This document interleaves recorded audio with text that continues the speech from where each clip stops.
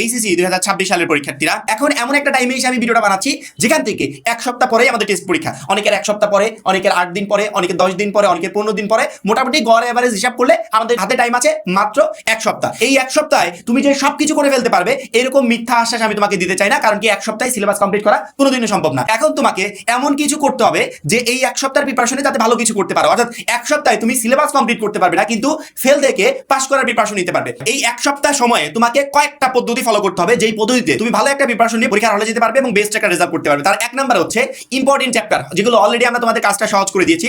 যে 2026 সালের জন্য টেস্ট এবং ফাইনালের জন্য ইম্পর্টেন্ট চ্যাপ্টার কোনগুলো, যেগুলো থেকে প্রশ্ন আসতে পারে, সেই চ্যাপ্টারগুলো অলরেডি আমরা তোমাদেরকে বলে দিয়েছি। হ্যাঁ, ওই চ্যাপ্টারগুলো তোমাকে কমপ্লিট করতে হবে। দুই নম্বরে রিভিশন, যে সাবজেক্টগুলো অলরেডি আমি কমপ্লিট করে ফেলেছি বা যেগুলো অলরেডি আমার মোটামুটি কমপ্লিট, এগুলো প্রতিদিন চর্চায় রাখতে হবে। চর্চায় না রাখলে পরবর্তীতে তুমি পরীক্ষার হলে কাজে লাগাতে পারবে না। প্রতিদিন মিনিমাম আধা ঘন্টা, 40 মিনিট, 50 মিনিট এরকম করে টাইম রিভিশন দিবে, এক একটা সাবজেক্টে রিভিশন দিবে। রিভিশন দিলে ওগুলো প্রতিদিন চর্চায় থাকবে, ওগুলো কখনো তুমি ভুলে যাবে না। নতুন চ্যাপ্টার তো পড়বে, পাশাপাশি যেগুলো অলরেডি কমপ্লিট সেগুলো রিভিশন দেওয়ার চেষ্টা করবে। তিন নাম্বার, সবচেয়ে কঠিন সাবজেক্ট, এমন সাবজেক্ট আছে না যেটা সবচেয়ে কঠিন, কিছুই পড়ি নাই, সেই সাবজেক্টে আমাকে এখন কয়েকদিন হাতে টাইম নিয়ে, যেমন 2 দিন টাইম নিলাম, যে 3 দিনে আমি এই সাবজেক্টে যাই মোটামুটি একটা ভালো প্রিপারেশন নিয়ে ফেলবো। অর্থাৎ তোমার পরীক্ষার আগ মুহূর্তে এমন কোনো সাবজেক্ট থাকবে না যেই সাবজেক্টটা তুমি ছুঁয়েও দেখো না। প্রত্যেকটা সাবজেক্ট মোটামুটি একটা প্রিপারেশনে নিয়ে আসতে হবে, যাতে সকল সাবজেক্টে তুমি একটা এভারেজ রেজাল্টও করতে পারো। এই জন্য যদি কোনো কঠিন সাবজেক্ট থেকে থাকে, যে সাবজেক্টটা সবচেয়ে কঠিন মনে হচ্ছে বা যেটা নিয়ে এখনো কনফিউশন আছে, এই সাবজেক্টটাতে এখন বেশি করে ফোকাস দাও। এই সাবজেক্টের প্রবলেমগুলো নোট করো, সেগুলো টিচারদের সহযোগিতা নাও, অনলাইনে অনেক টিচার আছে তাদের সহযোগিতা নাও, তোমার কলেজে শিক্ষকরা আছে তাদের সহযোগিতা নাও, যে কোনো ভাবে সেই সাবজেক্টটা তুমি কমপ্লিট করে ফেলো। 5 নাম্বার,